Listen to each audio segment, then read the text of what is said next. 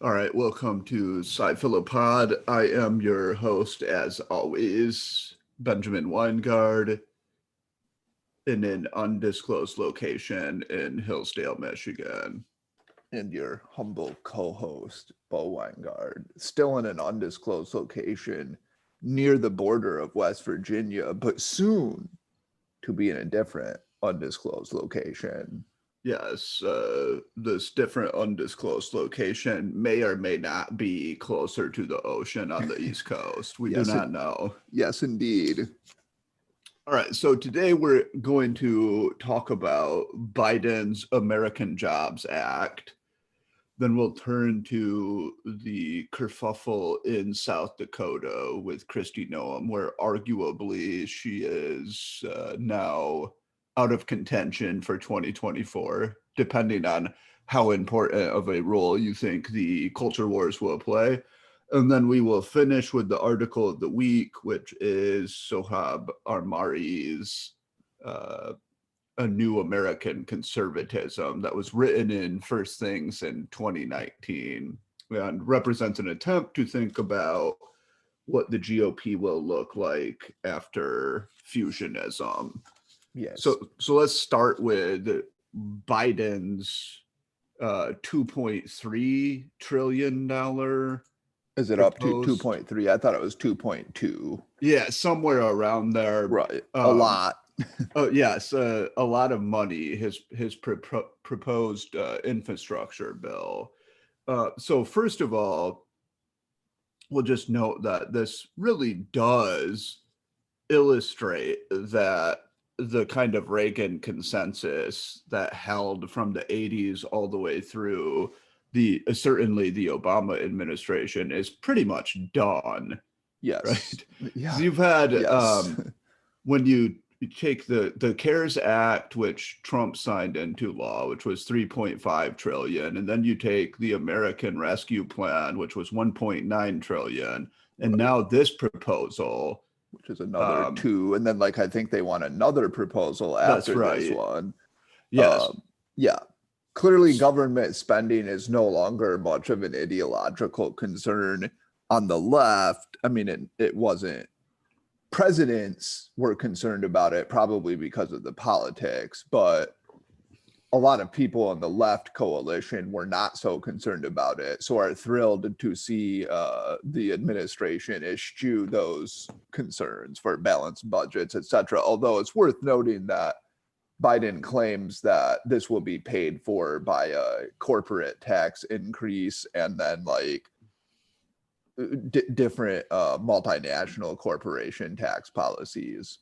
That's right. So here we have, we'll get into breaking down the spending momentarily, but the idea is that the money would be spent over 8 years and they would pay for it over 15 years. And the way that they would pay for this is by two major proposals, tax policies. One, increasing the corporate tax rate from 21%, where it's at now, to 28%. Mm-hmm. That brings it midway from the current rate to the rate before the Trump tax cut in 2017.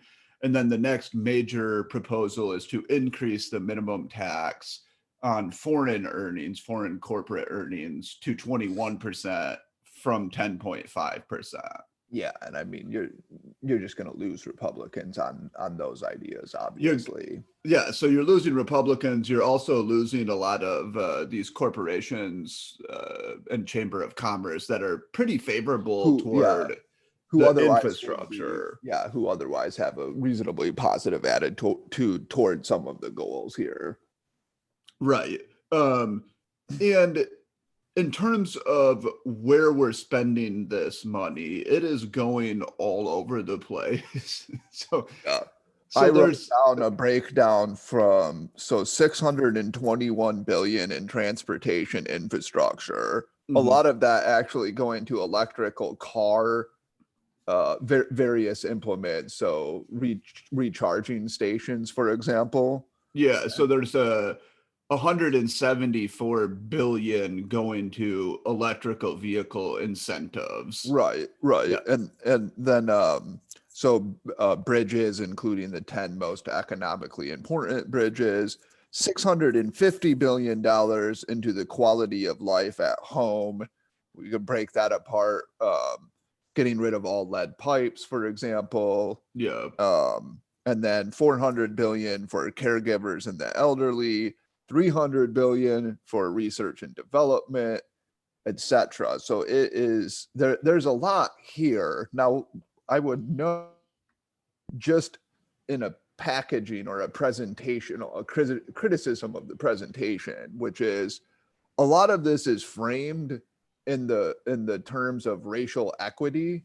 Right. For example, the caregivers, the idea is that they will increase the wages of caregivers who are, according to their claims, predominantly African American and women. So or that people of color and people minorities. of color, yeah. And then when, on that one, I mean, in reality, I think you just have an economy that's aging, and caregiving is a more important component of it. And caregivers right now are not paid very well. It's a kind of a thankless job, and I don't really have a problem with. Well, that I think that's sort of my reaction to a lot of this stuff is it seems like a pretty good idea. I don't like the way that some of it is framed, though. Right. This obsession with racial equity framing, I think, is pernicious because it can lead to real anti-white discrimination when you absorb it and it becomes like actually a part of your goals, as we see in Vermont with the COVID vaccines, for example. What it looks like is most of the this Vermont vaccine policy for the two Vermonters who are not white. right. The three quote unquote indigenous Vermonters. Yeah, I agree. I don't like the way that they're trying to sell it, and I don't know like how much of this is genuine people obsessed with racial equity and this kind of new woke religion, and then how much of it's just cynically, this is a good way to get our constituents to. I think much of it is just this is a good way to sell it, but I think it should be a bad way to sell it, and what you should focus on instead is not racial equity or whatever, but rather I would make it more about class. I think that's the better way to do it, and more about just making American infrastructure better instead of preaching about racial equity and we're going to reconnect neighborhoods that were dissected by the highways in the 50s or early 60s. Some of that stuff that like if there were injustices, which there probably were, I'm all in favor of attempting to rectify those. And also like lead pipes, for example. Yeah, it's a good idea to get rid of lead pipes. Lead pipes also affect poor white people, right? So I don't see why it has to be turned into a racial issue. Agreed. Yes. So I agree with that. It seems to me like a better way to sell it would be national greatness, right? Competitiveness. We're competing against China, right? And just look, the economy is transforming. We have to catch up to that transformation. Infrastructure, arguably, is a bit behind the curve there. We haven't invested sufficiently in infrastructure for decades with the kind of neoliberal paradigm. Let's throw that overboard and get some shit done. Well, one thing that's really disappointing so far in the Biden presidency, and this goes for this too, is just the actual lack of concern with bipartisanship. I mean, like, it's not even because the way this is being forwarded is almost optimally designed to alienate Republicans. I don't know if that's purposeful, because the idea is Republicans will oppose this and it will be popular and we'll pass it and people will like it and we'll put signs out that say Biden's program or Democrats gave you this or whatever, and that will help us in the future. That's sort of my thought on it. That makes the most sense to me. But yeah, I don't like it, because you could have, there was at least a way to present this that could have been somewhat bipartisan to begin with, and then you could have negotiated from that position, which is what I would have preferred. Because I will say, you know, when you start to think about this, and I'm certainly not a fiscal hawk, but this is a lot of money that's being spent. And I get a little bit concerned about that. Like when you look at the amount of money in the federal budget for these couple of years, what it's going to look like, I would rather have a lot more debate and consensus seeking on these issues. That's what I would prefer. Yeah. I think that there's the political calculation. I think you're right there, that they view this as a political winner. You're going to be able to start churning out these projects that are helping people on the ground. You can advertise it. But I think that there is a view that's probably not incorrect among Democrats, that when you try to seek bipartisan policy, all that happens is your aims get whittled down, and then you end up not getting any bipartisan support anyway. So it's like their view is kind of, let's just go at it, and if Republicans jump on board, fine.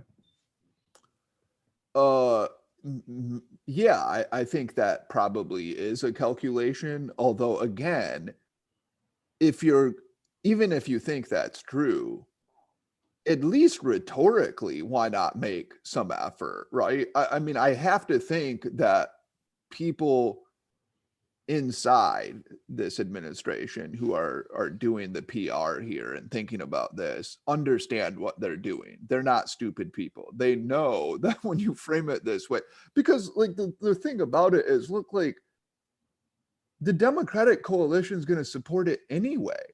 So framing it in a way that's almost maximally divisive seems bizarre to me. Now, again, it could be real true believers are like, this is what this is going to do, and because it's almost this religious faith to them, that's really important.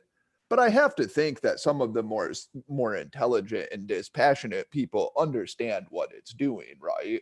And by the way, this just sort of fits in with a pattern of Biden being incredible, in my view, incredibly divisive.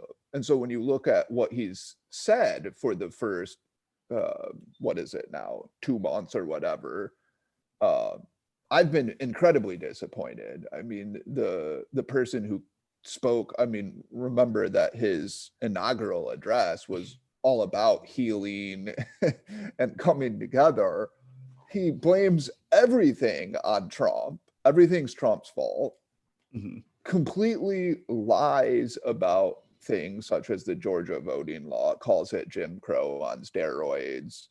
Just his general sort of governing philosophy so far, as actually instantiated in his behavior and the policies that he's proposed and the way that he's proposed them, has been incredibly divisive and partisan. And this is just another example. And I think, again, it's unfortunate because I'm somebody who supports a lot of government spending on intelligent projects and policies, but I want that you do need to exercise some caution, right?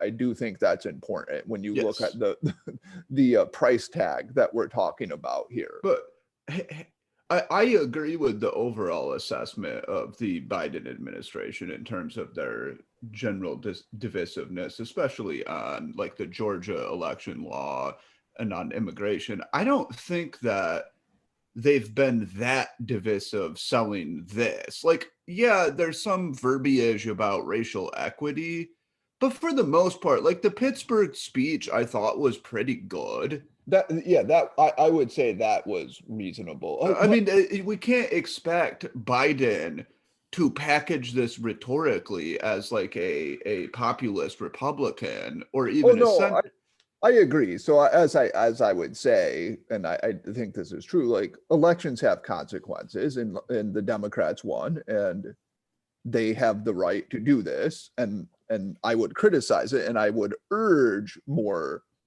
bipartisanship, but I agree with you. You can't expect them to package it in a right-wing populist package. But there are a lot of things you could have done here. Like if you really cared about bipartisanship, okay, we're going to work, like, let's look at the things that we all agree on, that we want, I mean, not everybody, but a lot of people would agree on, that you really could get together to work on, and then move from there. If you can't get bipartisan support, fine, but you could start there. There's not even an attempt. I mean, this is basically exactly what happened with the other one, which is, here's our proposal, and then there's some commentary about a willingness to negotiate here or there, but little actual evidence of that. And I think it's going to play out about the same way, which is it's going to be a straight Democratic vote. Well, so one Right. kind of view would be actually what the Biden administration is doing is just trying to legislate and pass policy in a realistic way in 2021, and that perhaps other administrations were a little bit slow to recognize this reality, that, you know, like the way that you do it now is you have your party, you know, if you have a governing majority and you can pass legislation, you do it. Right. People like that, they might vote you back into power. And Right. bipartisanship is just, you know, it kind of represents this fluky period in US history that we're not going to get back to. Yeah, Right. but can you then blame and criticize Biden for using the rhetoric of bipartisanship and healing No. and coming together, or do you just allow him to lie You and just say, allow, whatever, that's just flat out politics? yeah, you just like, look, that's politics. You just say it's unity. These are, you know, Okay, but and the fact of the matter is, by any metric that we have now, it's working reasonably well, right? oh, I agree, He's but quite popular. His approval rating is high. Mhm. It's hard right now. You can see that the Republicans really have a tough time making any criticism stick. Yeah, but So, okay, that's fair. But if we're going to dismiss that as politics, then criticizing it is also just oh politics, yeah, right? yeah. Yeah. Well, and also, I mean, yes, it's cynical that he used, but it's like it's interesting because he's using this rhetoric that I think he fundamentally believes, right? Like I really think at heart he's kind of this practical, centrist, bipartisan guy.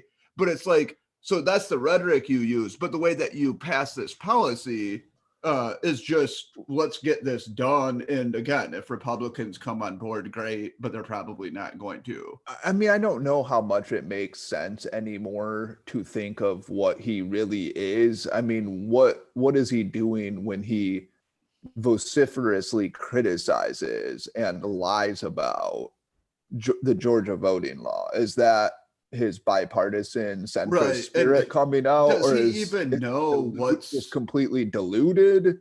yeah, that's the problem. It's hard with Biden because I don't know like what's going on in his brain Well, anymore. you would agree that he has a history of mendacity Yes, and especially of on race. Like he tends to right, demagogue that but issue. and kind of being belligerent, and you know, it's like interesting that he was sort of seen as the person of high character in the 2020 election because his opponent's character was so low. But the fact of the matter is, I don't think you would look at Biden's record and think that's a politician with a lot of character. Right? No, he's just kind of a run-of-the-mill ambitious politician. Right, who's a belligerent, prone to lying or exaggerating, plagiarism, etc. So, Yes. yeah. I mean, yes. I mean, it's fair. I do understand though. He won. They have these bills, which are. I mean, if you look at Reuters polls, for example, now the popularity of this significantly shrinks, not surprisingly, if you frame it as a Biden plan. But if you Right. just look at this overhaul of roads, highways, etc. 79% support, high-speed internet 71, lead pipes 68, tax credits for renewable energy 66, 64% support corporate tax hikes. But if you frame this as Biden, the support shrinks to 45%. Right. But still, I mean, you look at those numbers if you're Biden, right? If you look at the numbers, you're the Biden administration. The one thing that really worries you is immigration. Yes. And these things you're enthusiastic about, in my view. And also, since you believe, and time will tell, but certainly many intelligent economists would support this contention or this belief. You believe this is going to lead to a lot of jobs and people are going to be happy about the results. Yes, and the jobs report over the last month looked good. Mm-hmm. Now we're still off of full employment, whatever that would exactly be. Right. But it looks like as coronavirus cases decrease, or at least stay stable for now and start decreasing more when you get the vaccine to younger individuals, it seems like there's going to be a robust economic recovery. And you have the 1.9 trillion that's going to get spent over the next few months, or much of it. This will be spread out further, but will provide additional investment. And I guess to me, it's like the only way that this goes politically sideways is if you have massive inflation. And I think that's quite unlikely. Yeah, you might get some. I mean, the problem is it's not necessarily like boiling water in that it's a linear increase, right? It could be that you just hit some crisis point and inflation shoots up pretty rapidly and is hard to control. It could be, but it does seem that like there aren't that many indicators of inflation. No, Jerome Powell's not that concerned. Yellen's not concerned. Interest rates aren't spiking. And if you do believe in some kind of secular stagnation hypothesis, you would have to assert that even if there were inflation from, this kind of putting too much of a burden on limited resources, it would be limited, time-limited inflation, right? Because you just don't have the same kind of inflationary environment with a lot of unions putting, demands on wages. Probably, yeah. Yeah. I think the thing that troubles the conservatives about this is that clearly this is a lot of the spending is going toward items on the progressives' wish list, which is perfectly fine. That's what you do when you win an election. Right. And in fact, the Wall Street Journal, just to your point, had a tabulation of the big winners of this bill. And if you look at it, it's electric vehicle makers, renewable energy, pharmaceutical companies, housing and home builders, colleges and universities, Amtrak, caregivers, broadband providers. Now, if you look through those, housing and home builders and broadband providers, you could say, are probably, I don't see them favoring one or the other coalition. Right. Probably home builders are more likely to lean right and be more prevalent in red states. But other than that, they're all clearly sectors of the economy that you would associate with blue states. Yes. Yeah. And I mean, but so for a long time, the conservative argument has been the market. Basically, the sort of framework of neoliberalism even is the idea that the market will do this, and like any real intervention like this is an exercise of values that's somehow illegitimate because the market, it's almost like valueless and dispassionate. It dispenses justice according to the god of efficiency, and that's like the way to do it. Right. I think that was always a mistake in the sense that it was also not true. No, right? it wasn't accurate. True. But I think it's always a mistake also in the sense that to the extent that free markets are awesome, it's not because of free markets per se. It's because of the outcomes and the values that result, and how it allows humans, how they allow humans to flourish. Right. This is just a way of making this any kind of government controlled spending, of course, is a way of making the values more explicit. There are clearly problems with that, as Hayek and many others have articulated. There are concerns about efficiency and information, etc. Choosing winners and losers. Choosing winners and losers or whatever. But I think we should, in some ways, choose winners and losers. Well, so the sort of trade-off isn't too high. Yeah, I would go. I agree with you, and I think like that, just for example, I would have no problem with making Cash Me Outside, How About That Girl, a loser in the economy if you could do that properly. Right?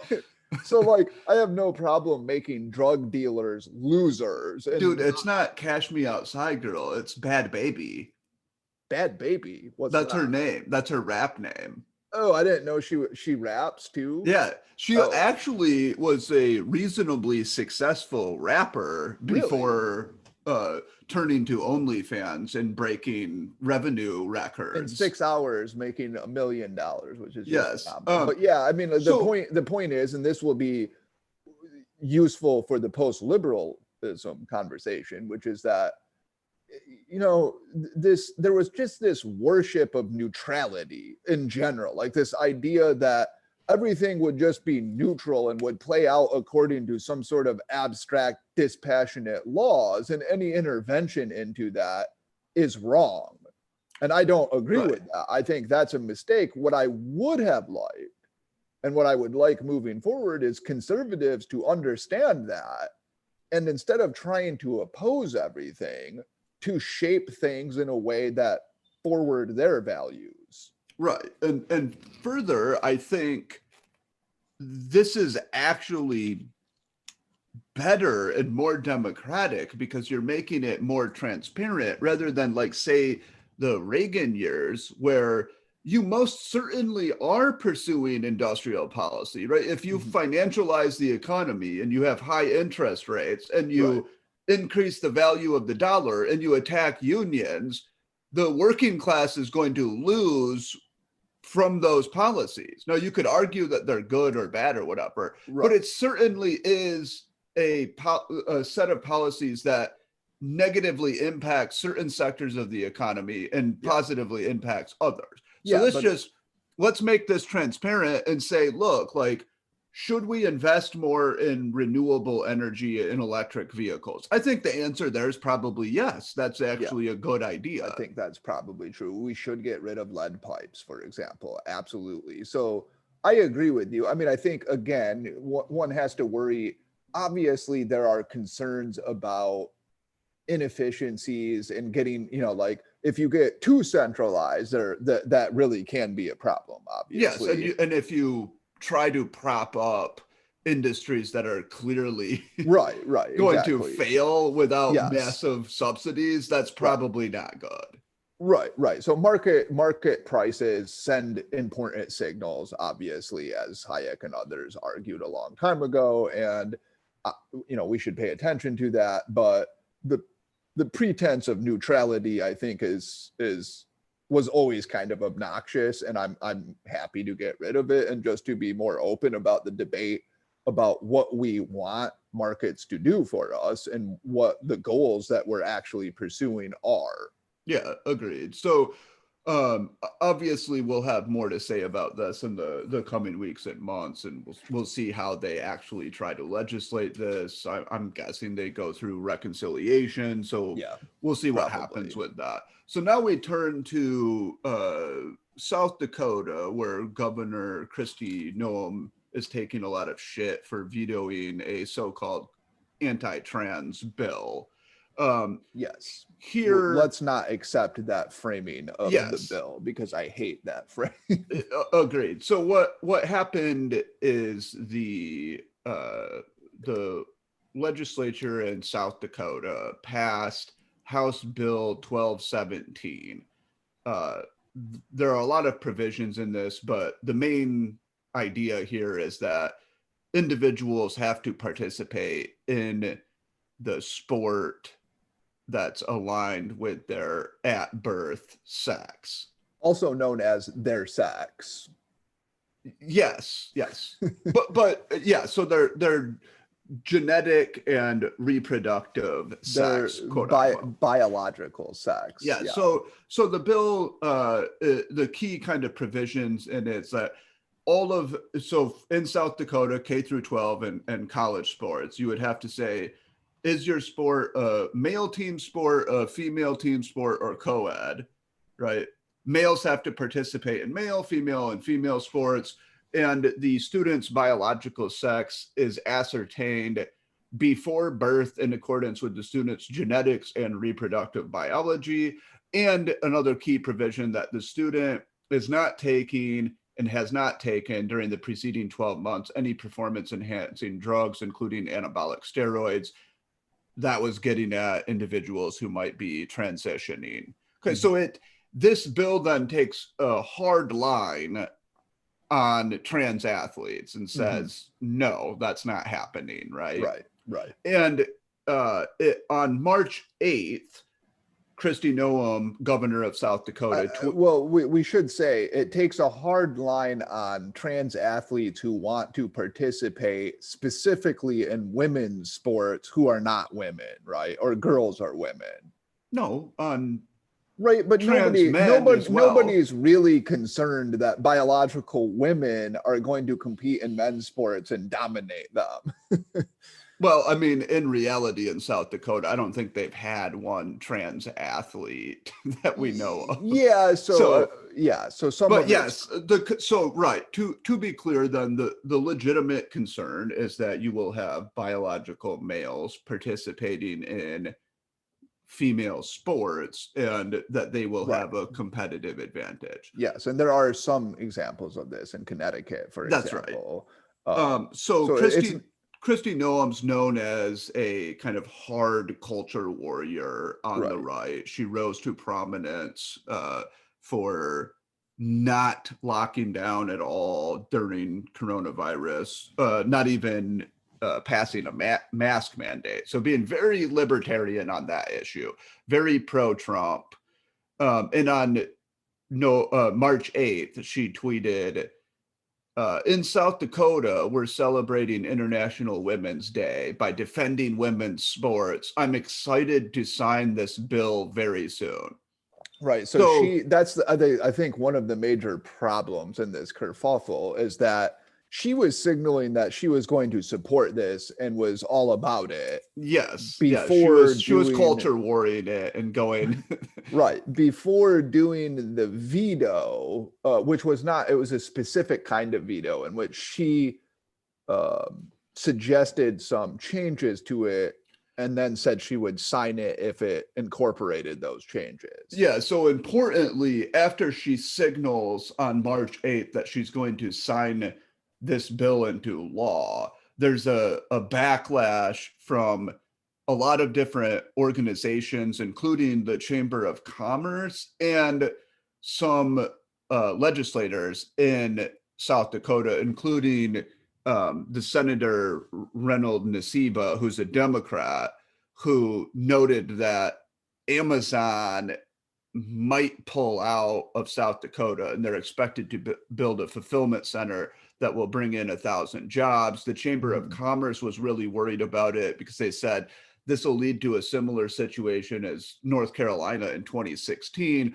Plus, we don't have the kind of technology hub that North Carolina has, right? So companies have less incentive to do business here. There are even fewer inducements to get businesses into. That's right. And then on March 16th, there was a group of letters that were sent to the governor, including from mental health providers, doctors, faith leaders, Chamber of Commerce, all asking Noem to veto the legislation. So on March 19th, she does a style and form veto. So to be clear, you're supposed to use this if there are some typos or mistakes in the bill, right? Conceptual clarity. She clearly uses this style and form veto to rewrite the bill.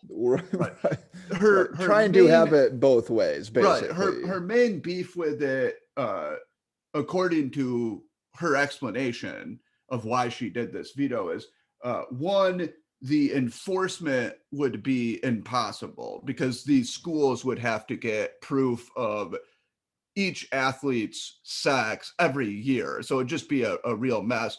The performance enhancing drugs was a problem because if you missed a student who was taking steroids, then individuals could sue these schools, right, for competitive unfairness because it would be a violation of the law. And then particularly important was that it was applied to colleges and universities. And the concern there was collegiate athletics is guided by the NCAA, right? Mhm. So to the extent that this bill is not consistent with NCAA guidelines, it might create problems for South Dakota colleges participating in the NCAA, and especially for the NCAA holding tournaments in South Dakota. Right. And we should note that in Georgia, we have a similar situation in which they pass a voting law. We won't get into the details on it, but the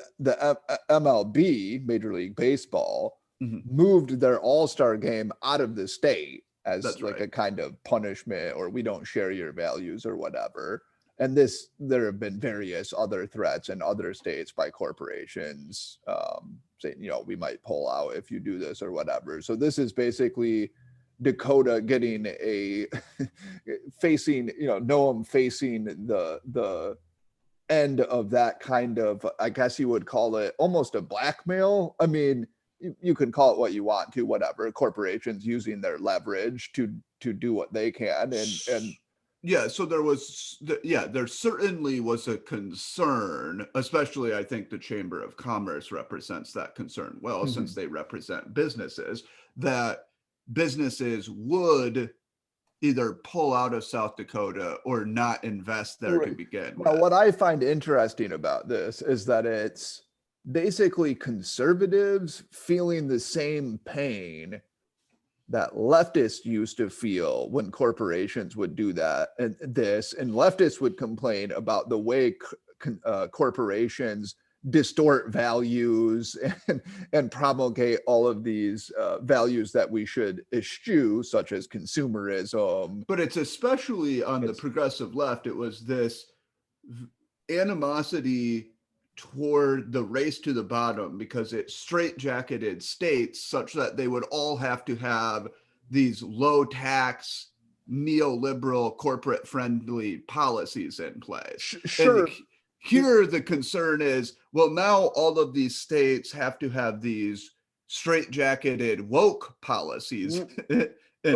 Agreed. But I think more broadly, there's even a more general similarity to what's happening now on the right, relative to what happened on the left from, I don't know, like the 50s on or the 60s or whatever, which is corporations are departing from the values of conservatives. So it used to be that corporations attempted to be sort of bland family values. We're American since 1827. And they weren't out on the front lines of these culture war issues that would alienate a faction. So the left, it was totally cool when Virginia Slims was just trying to give women cancer. That was cool. right. Back in the good old days. When the Marlboro Man haunted the pages of the magazine. Right. McDonald's was just doing these.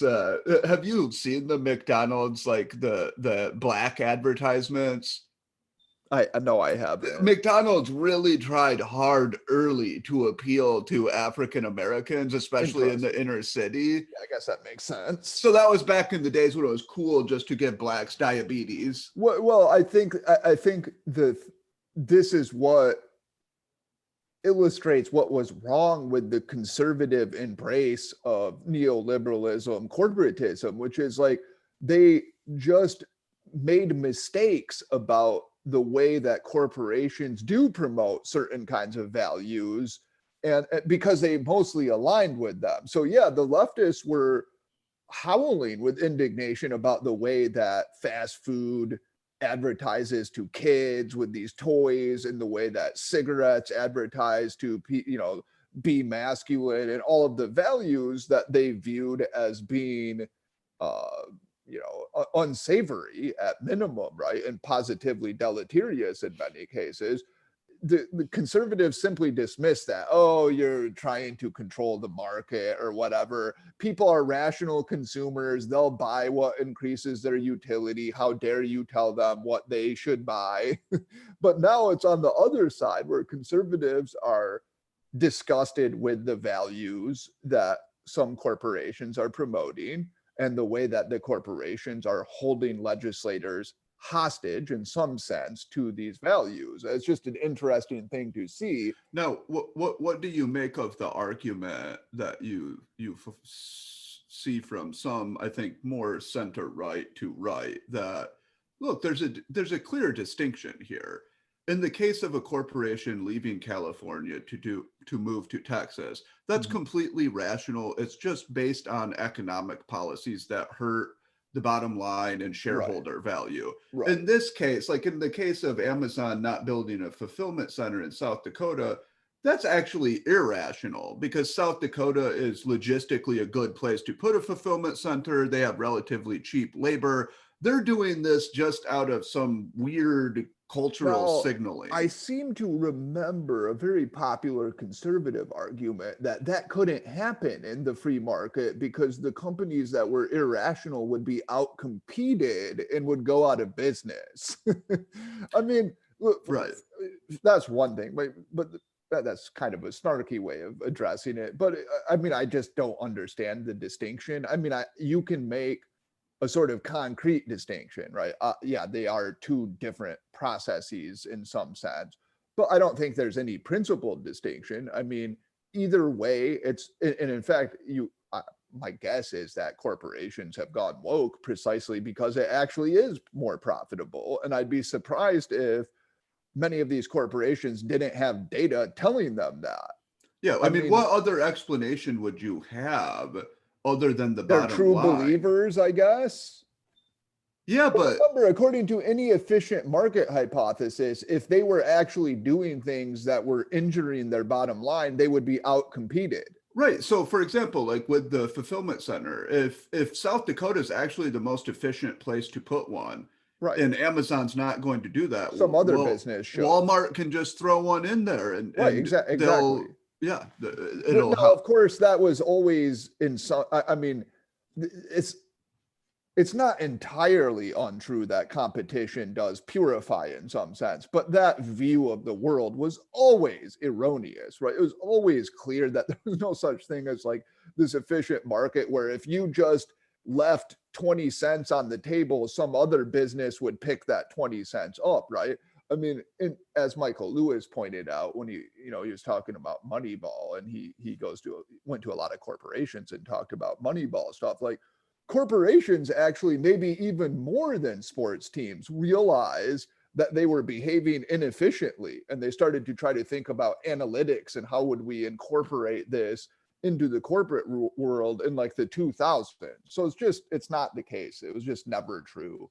I think what's happening is just clearly now conservatives don't like the values that some corporations, we should say, are promoting, and they're angry about it, and they're right to be. My view is both sides were right to be concerned about corporate power, and we should care about the values, and there is no like neutral market, or if there were a neutral market, we should reject it quickly with alacrity, right? If a neutral market's like, hey, if people want to buy child porn and heroin, then go for it, we should reject that. We should care about the values that businesses or cigarettes, for example. Or cigarettes or alcohol or whatever, right? Yes. So my view is we should care. I mean, I think the problem for Noem here, or for any conservative. Well, actually, so let me just make a concrete point about this bill and Noem before going to the more kind of high level conceptual discussion.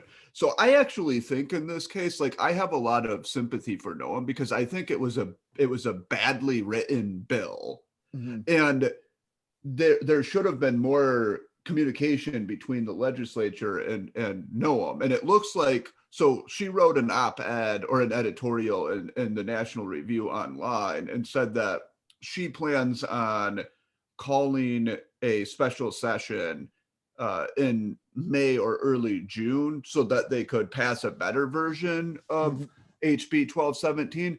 I suspect that they will get a bill that's actually reasonable passed.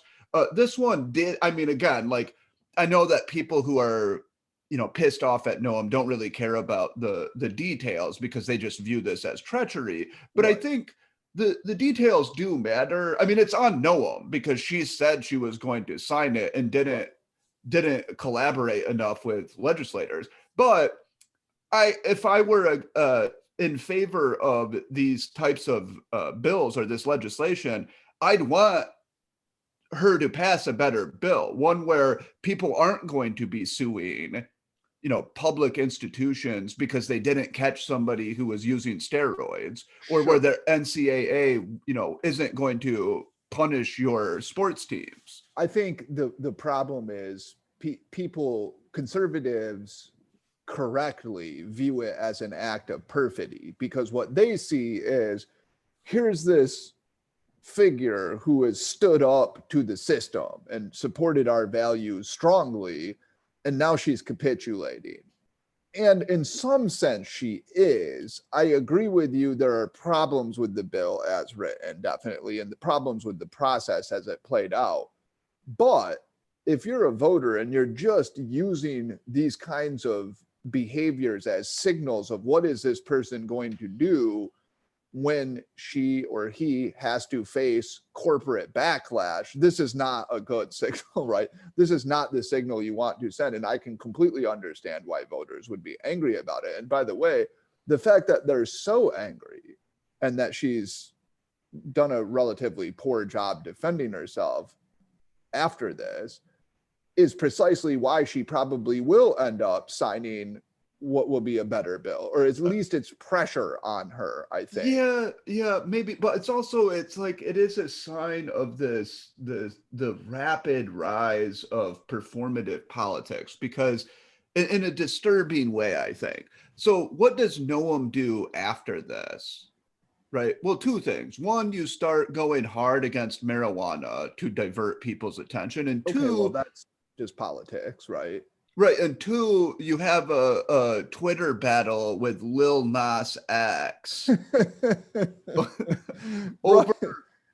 over his satanic shoes. Right, but to me that's on her. I mean, she's trying to deflect attention to something that you can call performative, but it's a signal. And I can think about this, and you imagine that you get some governor who runs hard on border control and immigration, and then has a chance to sign a law that would promote strong border control, and doesn't because of fear of business backlash.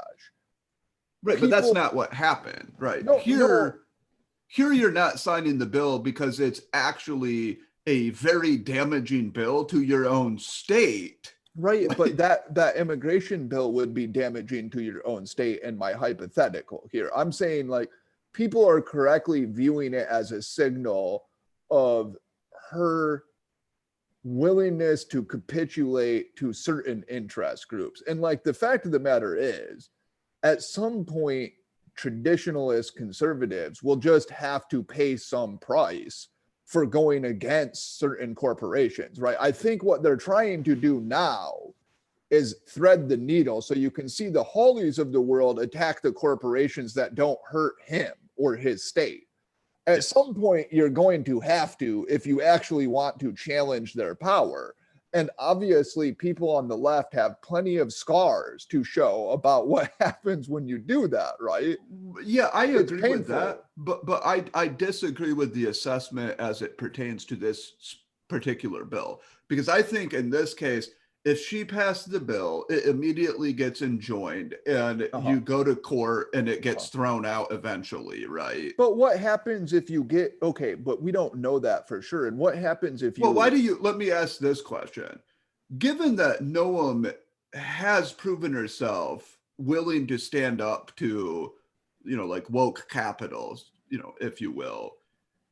Why do you think that she did the style and form veto? Like, do you think it was actually like capitulating to? Yeah, I think so. Although, I mean, I can't read what's in her heart, but I think there really was like, because you're in this, conservatives slash Republicans are still in this kind of nebulous zone of loving the Chamber of Commerce and business, and generally having this history of pro-corporate rhetoric and behavior, Mhm. and now moving toward populism and actually in some ways against those interests. And they haven't quite figured this out yet. Right. Like you can see this from, for example, if you look at the memo in the House, McCarthy was passing around, how do we win in 2022? Mhm. And like their argument was, we need to make this explicitly a working class party, like just embrace that. But they're not there yet, because there's a lot of money on the table that you will lose, and you will alienate businesses, and there are real costs to that. I'm not even saying that necessarily it would be better or worse to go in that direction. I mean, I would favor it personally as a traditionalist, but I mean, I can understand arguments otherwise, but it's just objectively the case that somebody's going to have to be willing to pay that price at some point, right? Like there will be a price to be paid, and I don't think conservatives like want to pay that price yet. That's, by the way, that's probably why there's so much performative politics, because that doesn't make you don't pay as much of a price for that. You can go on Twitter and rail against something or whatever. They're afraid really to take the hard stand that will cost them. And I think voters are right to be angry about that. And in fact, that anger, that is the only thing that will compel them to do so. They have to get punished at the polls. Yeah, I mean, I don't disagree with that. I think in this case, it's a tough issue, and I don't know if this is the hill that I think conservatives should die on, right? Like, yeah, that right. I don't know either, although at some point you give up every hill and then you have nothing left to die on, like you've got to die on something. And it seems to me that conservatives have been saying that for a long time. This isn't the hill to die on. We need to do this to expand our. but right, but it's like also this like this is kind of, it's similar to, I mean, in fact, it's interesting because when the bathroom bill, so-called, passed in North Carolina, Mhm. there actually then the South Dakota, the legislature passed a similar bill, and the governor at the time, who was a Republican, obviously, because it's South Dakota, was actually quite favorable toward it, Dennis Dogard. And then he met with a bunch of transgendered individuals and groups and so on, and then he ended up vetoing it. Mhm. Right. And it's interesting to me. It's like, okay, so maybe he did that for similar reasons, right? Like he calculated this would actually hurt South Dakota's business climate.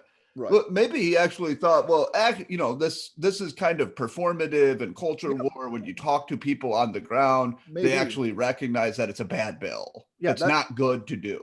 That might be. I mean, I'm open to that, although I can understand why people would be angry about it. And I mean, you can see these companies are the level of, so in the case of Georgia, let's say, because that's a related phenomenon where they pass this voting law, which in actually in many ways makes voting easier. And it's not even clear what the overall effect is. And if you look at it, like if you look at any studies on this, it's not going to have a real effect on turnout anyway. Right, So, but to be clear with the Georgia bill, though, because I agree that MLB, you can certainly criticize the shit out of them, but the only reason that you passed the Georgia bill was because of the big lie and the fact that the conservative right feels the need to be obsequious with Trump. So it's like, okay, well, we got to pass this bill because we're going to culture war it, and Trump likes it, and Trumpy Republicans will like it. No, you know what though? Like maybe that was the motive. I wouldn't deny that. But if you actually look at the substance of the bill, there's a lot to like in it. I think I don't. the I'm not level of mendacity about it is truly alarming. You have, you know, people calling it Jim Crow. Obviously, Biden called it Jim Crow on steroids, and Right. Biden encouraged MLB to pull out. Which I agree 100%. But what my point is, look, some of the details in the bill I think are bad. Some of it, most of it's why taking away power from the Secretary of State and putting it in the state legislature. Right. That is just clearly a sop to, oh my God, look at what happened to Trump. I think like looking at that motive is not necessarily the best way. I think motive politics, I'm not saying that's when the causality is clear. No, I think motive politics are usually stupid though, because that's what you get with like Biden on the border. Why is it different from Trump? Because Biden cares. He has a good heart. So like, okay, fine. Let's say there were some bad motives at play. I mean, with any bill, there are multiple competing motives, right? No, that's not I agree with that. My point is, first you got culture war on the right with the MAGA side that then ended up passing this bill. Then you get stupid culture, liberal woke culture war. But there's no symmetry there, because what you're calling MAGA culture war resulted in a bill that's perfectly reasonable. So criticize the substance, not the sort of like motives that compelled the process. In the case of Biden's statements, in the case of MLB pulling out, those are despicable. Well, why is it in and of themselves? Okay, and deserve criticism. So Biden's mendacity is despicable, right? MLB pulling out, I'm not sure. Like, why can't they pull out? They can pull out. Why is it despicable? Because they're pulling out and making a statement that's a lie. It's based on a lie. I think that's despicable. I wouldn't like that. I wouldn't like it if they pulled out. Let's imagine that you had a state that passed some like reasonable health care for all bill, and you had Sarah Palin saying this bill creates death panels, and then companies said, you know what, we don't want to be associated with a state that has death panels, we're moving out. I would call that despicable. I think it's disgusting. I'm not saying they don't, obviously it's legal, it's just repellent. It's reprehensible and it should be chastised for that. And I guess my point is, I do agree with you on the particular bill in South Dakota. There were problems with it, and I think there's legitimate criticism of the way that played out. However, conservatives, I think, are very right to be worried about what's happening and to want somebody who's going to stand up to it. That's what I think. So I can understand wanting Noem to have stood strong instead of, I mean, if she's not capitulating, it certainly looks as though she is. It looks that way. And I agree with you. I understand why people are upset about it. And especially when you immediately had right-wing media just, rake her over the coals, and especially Tucker. And I think that sends it. To be fair, she didn't exactly comport herself well. Oh no, she didn't articulate the legitimate problems with it very well. Yeah, and I agree with that, and I think the National Review editorial was rather underwhelming, which is surprising, given that I'm sure she had other people helping her with that one. I mean, the basic argument was, this is just a participation trophy bill because it would get struck down in the courts. Right, but yeah, and I think that's a problem, because maybe it would, but maybe lots of things would end up getting struck down in the courts that you should do just to force them to do that, to try to prove your case. Yeah, I don't necessarily disagree with that. Although in the And in case, fact, I don't understand how you can strike that. I mean, I'd have to look into the legal case there more, but I don't understand what would be unconstitutional about that. I don't know either. I think they would have a lot of problems with the enforcement, again, trying to verify every student's uh, pre-birth sex, right? Like every Right, year, I mean, the PEDs. presumably we would want that for like certain I mean, some people don't, but in my view, for like women's shelters or for women's prisons, I definitely want to make sure the people in there are biological women. Yeah, I don't know what the So, best way to deal with the verification issue oh no, is. I don't either. I mean, I think birth certificate.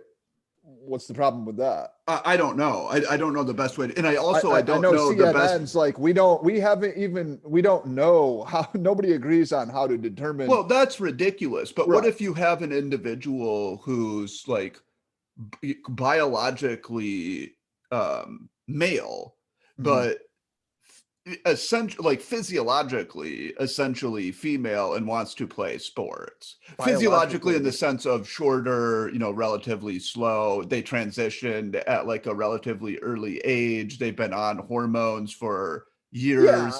okay. I think there are different ways of dealing with this challenge, Right, right? so And I in think this it's case okay with for states to do it differently, although I don't know. Yeah, that gets complicated, and that's right, legal. it does, and it's a Yeah. problem, and I don't trust the NCAA to do a good job of regulating that, but I don't know what the alternative is. No, I agree. Right, so it's just it's kind of it's a fraud issue. I mean, again, like I understand why people on the right were very disappointed with Noam and why they like truculent fighting type figures such as DeSantis of Yes. late. I think he's Yeah, because they feel as though they don't have to worry about their perfidy, right? Which is something they've experienced many times over the past 30 years, right? yes, yeah, 40 agreed. years, whatever. So then the kind of last question here before finishing with Amari's piece is, okay, well, what do you do? Like, what do you think you do here? If you have a problem with MLB moving locations for the All-Star game, how do we do anything about that?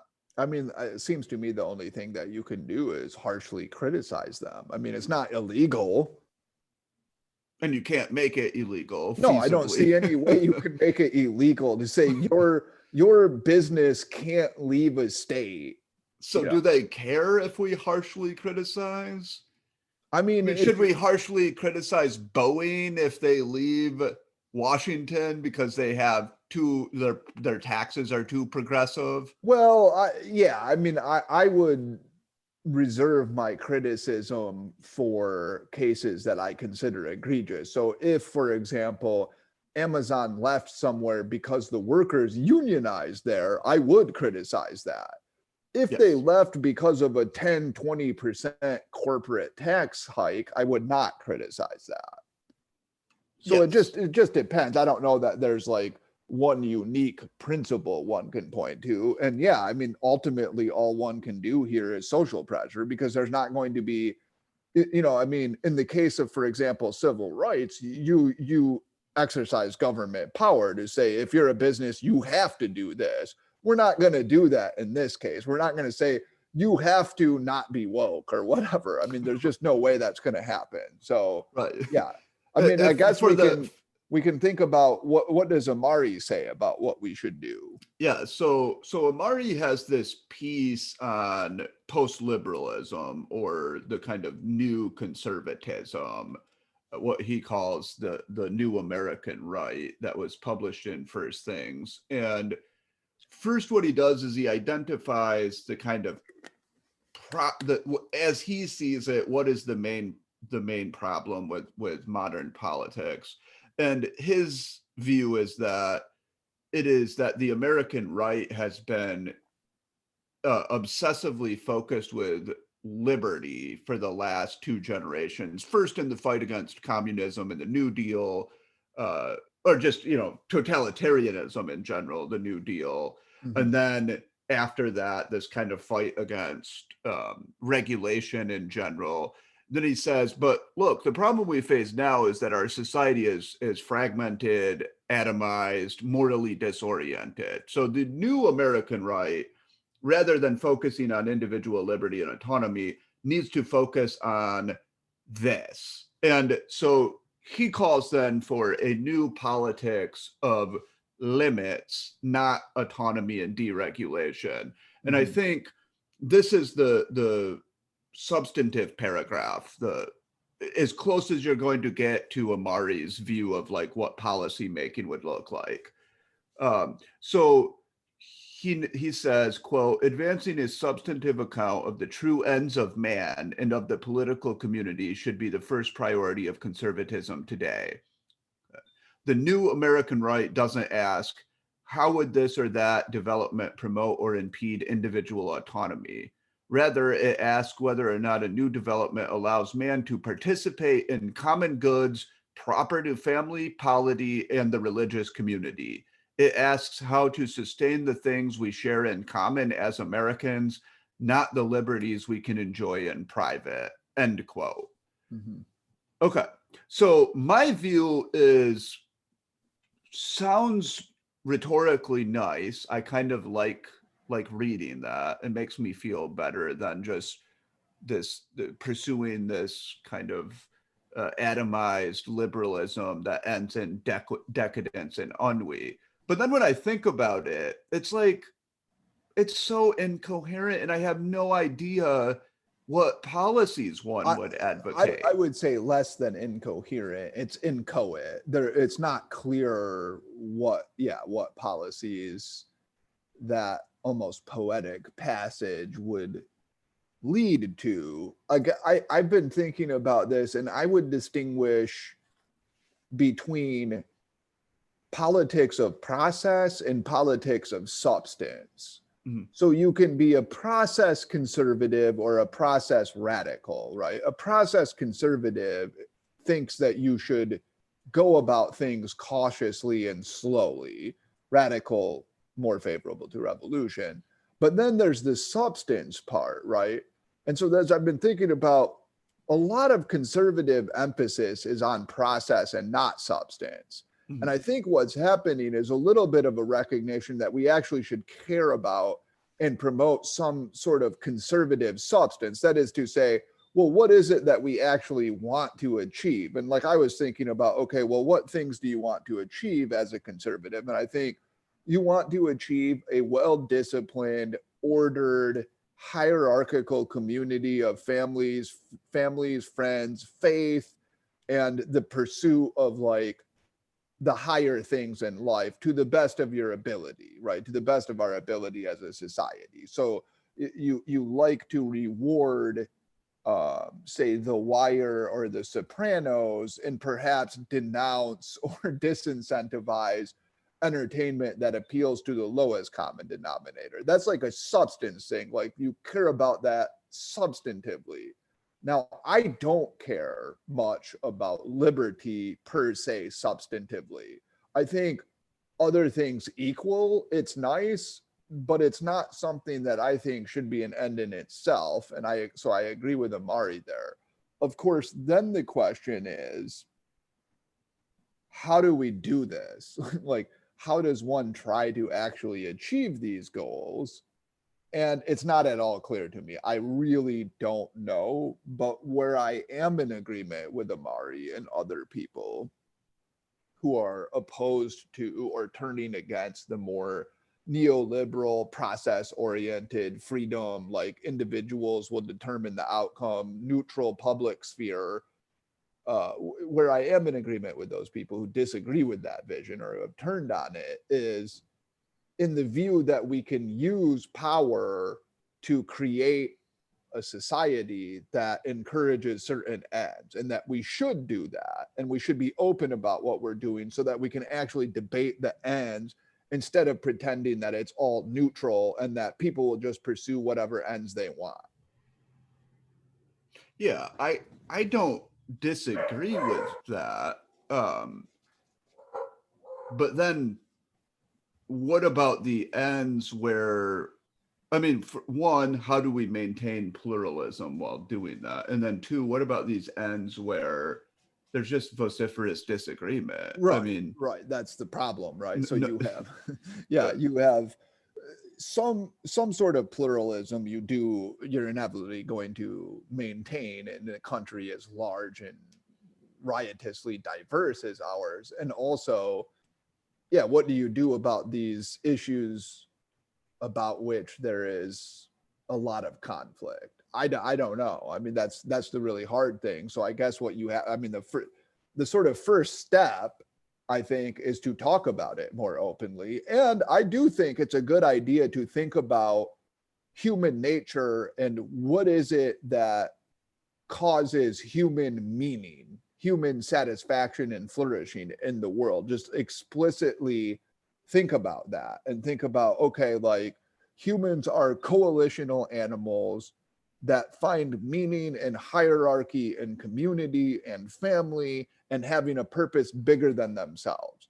Those are really important things to humans, and therefore we should think about attempting to create an environment that incentivizes things that lead to that.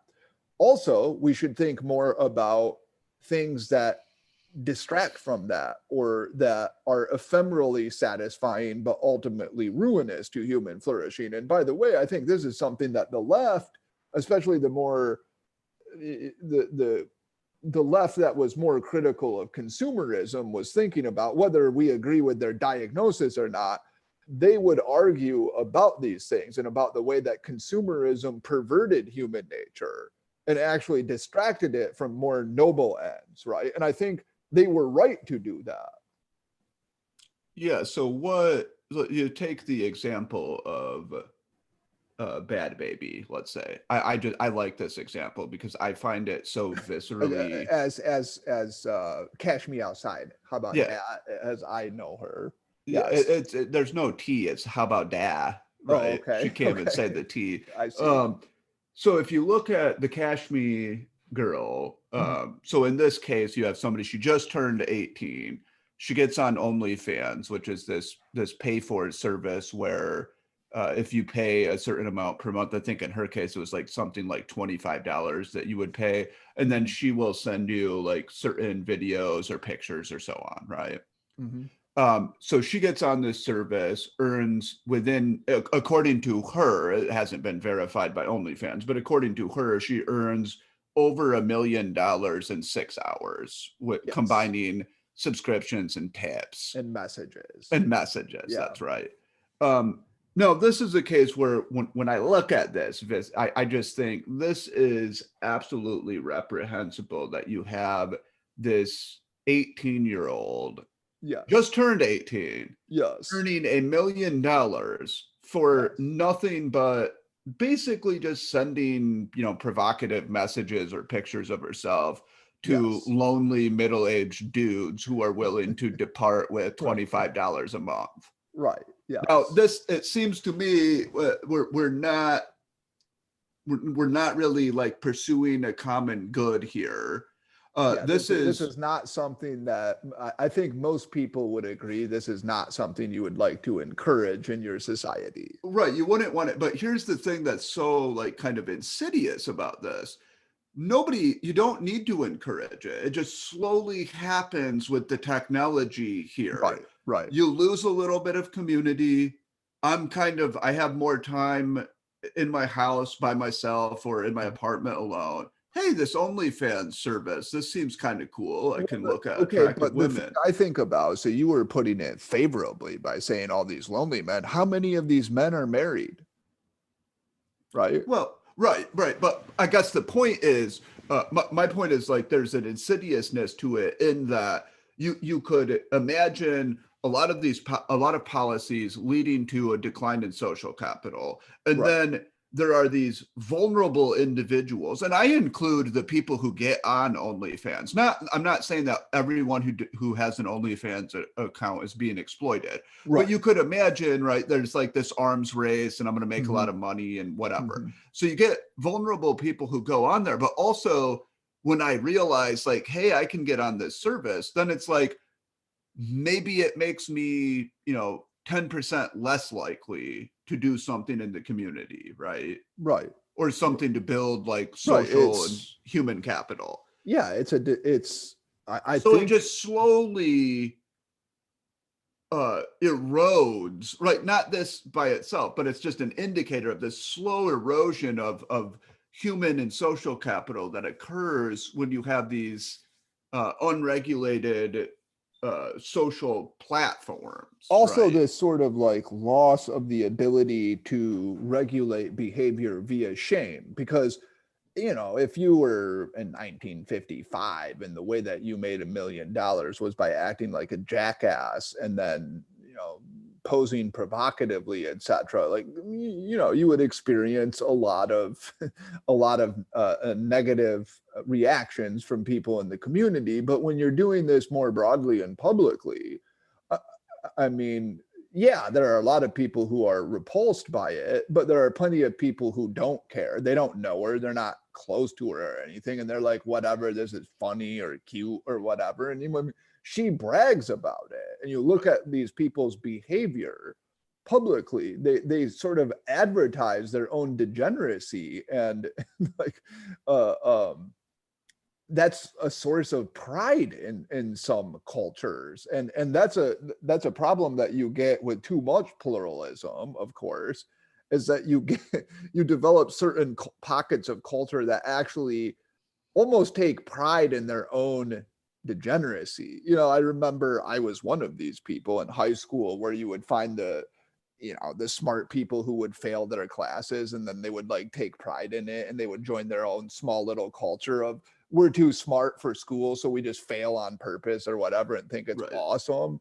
And Yeah. it is a kind of, you sort of incentivize like bad behavior, and then people start taking pride in it. Like, dude, this is the way we behave. We're sticking it to the man. I'm making $1.5 million doing this. Who cares?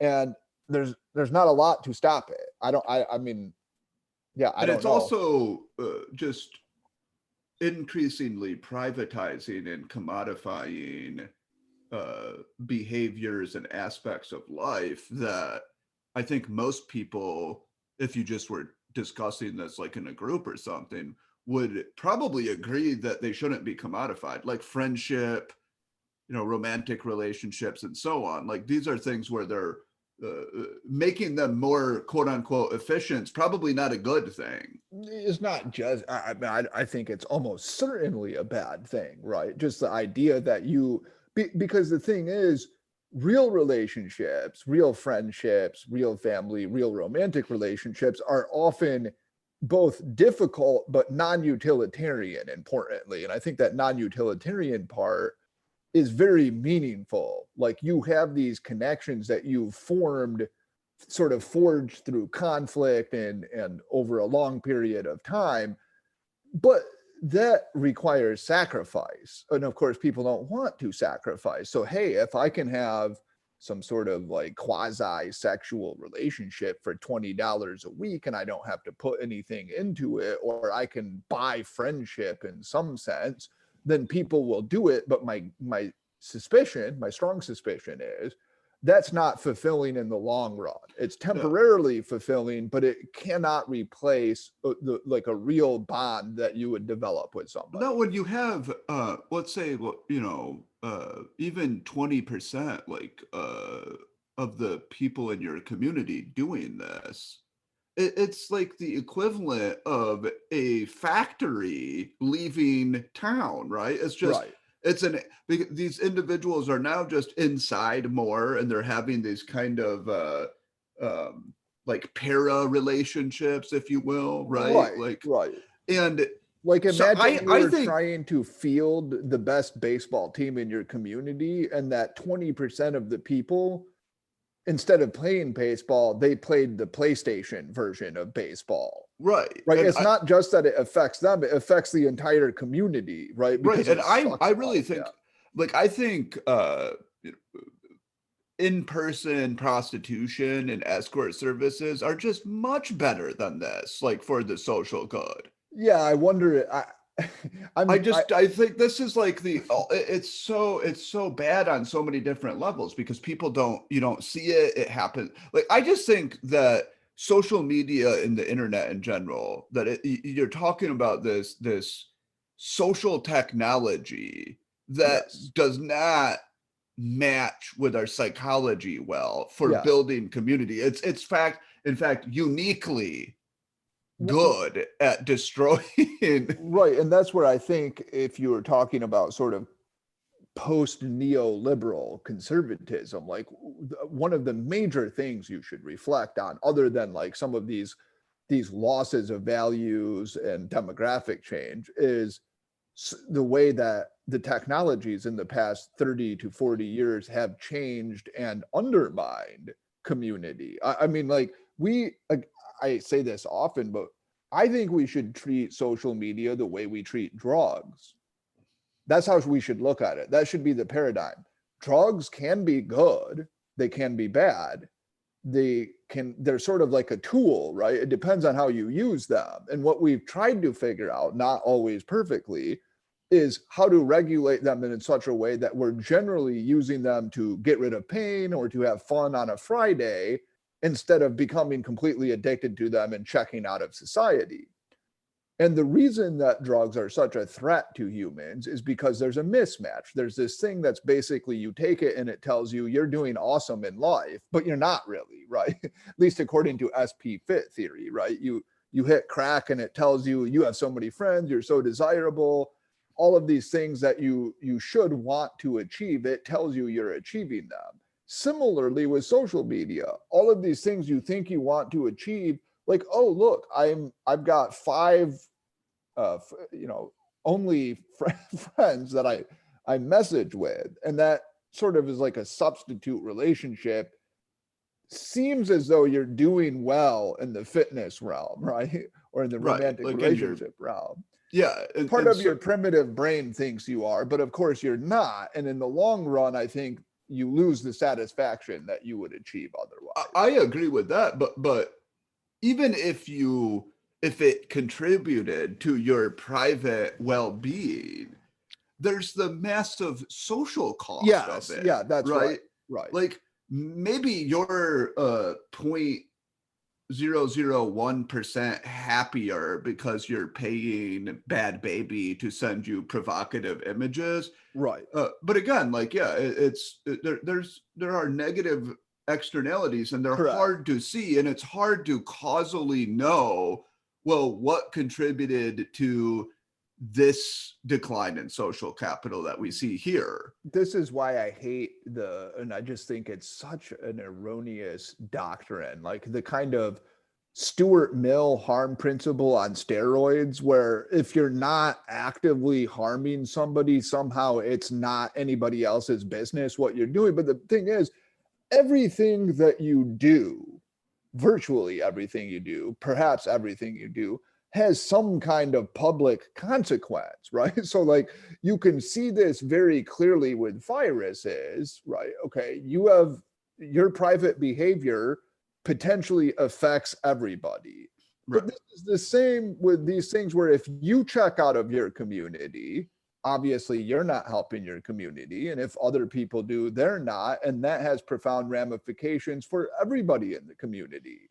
It's this idea that you can sit in your house, in your community, and rock whatever drugs you want and just sit around and do nothing. And that's somehow not harming the community is just bizarre to me. It is. It's very bizarre, and I mean, it's again, it's quite obvious because we can look at different communities and measure social capital and look at, well, what happens when Right. 40% of the adults in your community are addicted to methamphetamine. Right. Obviously, the consequences for the community are not good. So I think that there is a future here, provided that the common good is kept general. Like, I think you could get most people to agree that social capital is good. But if you Right. try to frame it in more of an explicitly like Christian uh, way, I think you're going to lose people, right? Yeah, So that is probably true. so to me, it's like, just let's look like things that contribute to community social capital are good, and we should promote those. Um, and that's going to look differently in every community, or It's at gonna least look slightly it's gonna look different. different. Yeah, it's going to look slightly different in any community. But really the thing here is you should be able to attract like old school readers of Chomsky and other critics of consumerism to this. And that's what I would like to see. Like if you're going to create a successful coalition, there are a lot of people who would be sympathetic to that and who in fact were making similar claims. The problem is many of them are very woke, so it's really hard to attract them while criticizing uh, the excesses of wokeism. Yeah, it's really funny, and interesting how kind of quickly people who have moved along the woke spectrum have really forgotten about, or started ignoring a lot of these like consumerist, like social capital type issues that used to Sex, animate. human exploitation, because they are so obsessed with race. Like everything has turned into sort of exploited minority groups. And so these concerns about, like fetishization of sex and younger children and consumerism and all of those things that a lot of people used to care about, and they would talk about alienation and stuff and Yeah, I sort of. mean, right, you remember, I mean, like people, on the left who would be extremely concerned about, feminist left concerned about something like OnlyFans, because they'd view it as these males exploiting young women Or also women. and objectifying them. Yes, and also women sort of ramping up the arms race of intrasexual competition in a way that can be very unhealthy as well, right? Yeah, I mean that's why I've often thought like you could really get a sort of conservative coalition of the common good, preservation, tradition, whatever you want to call them, with like second wave feminists. You could actually form a reasonable alliance there. I think the problem, as with so many things, is that the race stuff cuts against the coalition, right? Because you have the progressive side of this equation, they're obsessed with race. And the conservative side is not, they don't buy into the narrative of pervasive racism, institutional racism. In fact, they're quite opposed to it. And they're more concerned about demographic change. So you get that cleavage. Right, but also I think that there's a real challenge, and even if you had a lot of unity and intelligent people thinking about crafting policy, it's hard to imagine in a liberal society what this policy would look like, right? Like, how do you Yes. prevent people from monetizing some platform like OnlyFans? And how do you prevent individuals from using it? Right. You might not. I think what you have to do first is you have to get people to see something as a problem. So like if you're, like the way you get to regulating drugs is people agree that it's a problem. Like, yeah, this is actually a social health problem.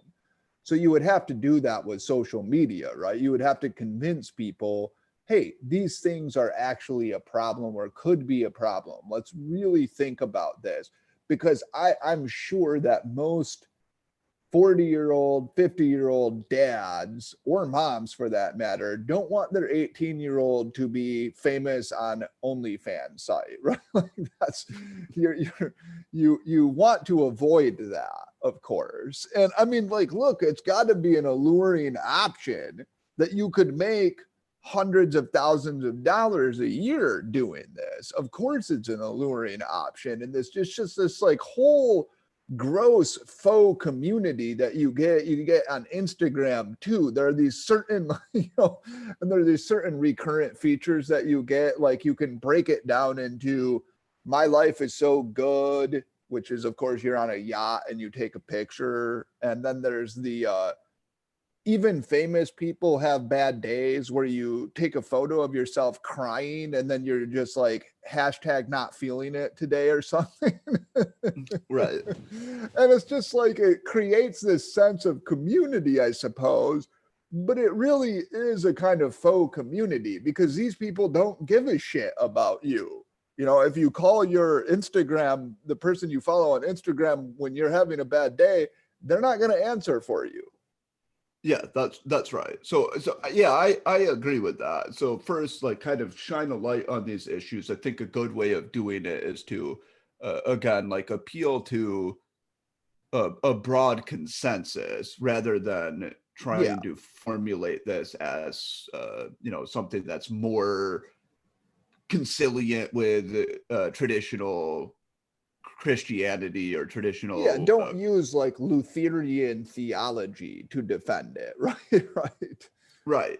But and then it is, just kind of to conclude here, I mean, I think I agree with Amari. Like I share a lot of his concerns, but then you just have this problem where I feel like he's tilting at these windmills that are just, they're not the real problem. So you have the drag queen story hour, the proverbial concern there. And it's just like, that's not what we should be worried about. Is drag queen reading hour now considered proverbial? I think it's up, because everybody who talks about the culture wars brings that up. I mean, I guess that's the synecdoche that he used, right? Right, and it's just, that's not where we should. Yeah, I wouldn't focus on that one because I think I understand he has concerns about it and many other people do, but that one's a little more divisive. I think what you should do you should focus on things like kids and social media, things that many people will resonate with many people, and many people who are Democratic voters who consider themselves liberals or even progressives have real concerns about. And start there. Empowering local communities to engage in maybe more cultural regulation, right? For example, like that would look again, like different communities would handle that in different ways. But at this point, you have this is the problem. Like if you're a parent or a community or an institution, you don't have any control. Right. You can't regulate what the individuals are doing because that's why I truly despise the sort of, it's about the parents, you get these people. I'm not a role model, Marilyn Manson. I would just talk about the parents, man. And people clap and they're like, that's so profound. No, it's not. Parents are fucking powerless in the face of this shit. What I mean, first of all, we have behavioral genetic data, right, which suggests this already, but like just realistically, theoretically, parents don't have a lot of power. If your kid's walking around with an iPhone at age 15, what are you going to do? And if your community is getting trashed by these things and you're losing social capital, what are you going to do about it? Right. And that's the thing, like we even had these debates about like television and it's so hard to regulate what your children are watching on TV. It's like television is damned simple to regulate compared to what we have to deal with now, right? Not to mention incredibly wholesome compared to what you have to deal with. Right. I mean, it was just like, here's how you regulate television, right? You only have one in the household. Right. And you turn it off. Or even if your kids did watch it when you were out, they're going to watch like the worst thing that they'll see is something that says damn and has like, it's risky because they went to a party. In 2 seconds on an iPhone, you can find the most grotesque and heinous human behavior known to mankind. Yes. Yeah. So I think Mari's he's talking about discussing the correct things that we should be concerned about. I do agree that there should be we should think about a politics of limits and what does it mean to encourage the good life, and that government should forward that. I don't think that we should just pretend like government's completely neutral. It should just allow people to do whatever the fuck they want to do when they want to do it. Right. Like that's never been the case. Yeah. The idea that the purpose of society is to augment liberty is just bizarre to me. Like, liberty is not the greatest achievement of humans. And we should care about, again, like what I think is important for conservatives is to think about the substance part. I mean, we know the process part, generally slow, judicious, experimental, tinkering, etc. The substance part isn't important, and that has to be based on, of course, like history, trial and error, look at what did work, what did bring happiness to humans. But also here we can actually bring in a lot of research and think about like what empirically gives meaning and allows humans to flourish, right? That's what we would want to look at and think about carefully and then promote that. Yeah, I mean, personally, I'd be fine banning OnlyFans. I mean, I probably would too, although I'd have to. I mean, the problem is, they can always do these like tricks because they can say, well, it's not actually, like OnlyFans can just be like this kind of thing where you're sharing your photographs of your bicycle or whatever. Yeah, I know. That's the problem. It's like just so hard. The technology makes it extremely difficult, not just for parents to regulate, but for society to regulate. They obviously do this on purpose. I mean, it's deliberate because you can monetize it. Right. I mean, look at how much money I read about in the articles that covered this girl's remarkable success on there. If you look at how much the company made off of that, I think they make roughly 10 to 13% of for only person makes goes to the company. So they made over $100,000 in a day off of her. Yeah. Well, yeah, they're not going to discourage that, obviously. Yeah, and that's like an interesting thing as well about some of these platforms is that they have this business model that wasn't that common until very recently, and that is, making extremely small margins, but just doing huge volumes, right? And that's another thing that's interesting, like, because it doesn't work well with human psychology, because you get these people who are like, well, like, why do you care if like some guy's spending like $20 a month? I mean, that's like nothing. Right. Right. So if one guy is meeting a woman and spending $20 to have her like talk to him or something, it's not. But when you add that by everybody in the world, right? Well, but that's the thing with everything. And that's why like conservative arguments are so hard to make, because if you say, I'm not saying I care about this, but you could see somebody argue. If you say like, it's bad that women show their stomach on college campuses, walk around with like these kinds of shirts, then what somebody will say is like, who cares if somebody does that? But of course, it's not just that person doing it, right? It's that everybody is competing in this pool and then they do it. I'm not saying that that's necessarily bad, but you can see it's the argument you get anytime you point to some cultural deficiency, or what I would consider a deficiency, like Cardi B or something. And they're like, who cares if somebody listens to these vulgar lyrics? It's not as if they're going to copy it or whatever. And we can debate about that. But it's more than just the one thing. That's just one drop, and there are more drops, and it's hard to figure out, well, which drop is the one that overfills the bucket, or which straw is the one that breaks the proverbial back. It's unclear. Right.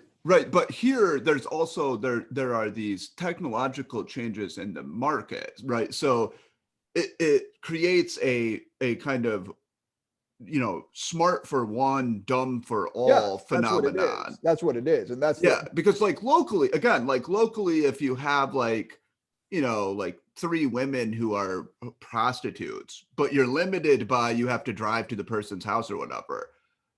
I mean, that might be bad. It might undermine social welfare. I don't know. But that's different than when you have a situation where somebody can like have virtual sex with 1 million people at the same time. Right. And Although I'm not even sure it's smart for one. I mean, it may be smart in the moment, dumb in the long no, term. smart for one in the sense that it's financially extremely advantageous for that one person. And then it creates this arms race where Yeah. you have to do more and more like perhaps provocative type. What people, right. So what people, I think, somebody who they're not really talked about as much anymore, but really had some very astute insights into the way that these things work is Robert Frank. Yeah, exactly. With the concept of these cascades and smart for what, it's really building on evolutionary economics, because it's the same thing with women dressing provocatively on a college campus. Say it's good for you if you're the one doing it at first because you get attention, right? But then everybody else has to compete, and then pretty soon it actually may be bad because you have to, let's say you have to exchange more sex than you want to. I don't know if that's true, but let's just say that that's true. Maybe even that's smart for you, but pretty soon it's dumb for all, in the same way that I like the example of people talking loudly if you're in a big crowd, right? Because like it's good for you to talk a little bit louder so everybody can hear you very clearly. But then pretty soon everybody talks loudly, and then pretty soon everybody's fucking screaming, when if you all just whispered, you'd be in the same place. Yeah, and he uses examples of workplace safety as well, where you could see like some worker not following safety protocols. They can be more efficient and productive that way. Then it puts pressure on everyone, and this is why we pass just laws that take it out of the individual's hand. That's why you have to do it top down, right? Because if I'm playing hockey and I don't want to wear a helmet, maybe that's smart for me. I'm a little bit more efficient skating on the ice, or I can see the puck a little bit better. Then everybody has to do it. So it's better just to come top down and say, nope, everybody's wearing helmets. That's our starting point. You can't, like, in a sense, you're creating a floor, right? You can't go under this floor to get a competitive advantage. Yeah, and you could imagine if we thought, you know what, it's a little bit too draconian just to say you can't use OnlyFans and sell your videos or pictures or whatever it would be. I mean, you could imagine saying, all right, fine, but we're going to cap off the amount that you earn from it or the revenue generated from there. I can already hear the libertarians just, well, let's be honest, like libertarians are just as every bit as unrealistic and stupid as communists are. I wouldn't call them stupid, because I like libertarians in that generally they're willing to debate without getting offended, but I do agree that it is unrealistic. And yeah, I mean, I don't know, you have to take each case, it's a particular case, and treat it that way. I don't know what the best way of dealing with it is. I mean, should you be allowed to monetize pictures of you when you were 16, 17? Well, no, just because now you're okay. 18? Right, but you have the adult, non-adult hard distinction that people make. Like it's like this metaphysical change occurs where when you're 17, you're not responsible. You can't make your own decisions. But as soon as you turn 18, you just make rational decisions. Let's conclude this, because I have to conclude it by noting something that everybody should be able to agree upon, which is Dr. Phil is a scourge to Western civilization. Can you believe that the fucking APA had that guy? I know. I was thinking about that yesterday, and I was like, didn't he speak or something? And I looked it up, and I was just like, my God, so the APA comes out with their fucking idiotic, politically biased task force recommendations about everything from abortion to gun control, and try to pretend they're scientific. Then they're like, yeah, come along, Dr. Phil. Yeah, yes. Unbelievable. So, yes, I would agree with that. So Dr. Phil is at heart responsible for the bad baby cash me outside phenomenon, and deserves to. Among many other deleterious phenomena. All right, so that's the episode for the week, and we will see you next week.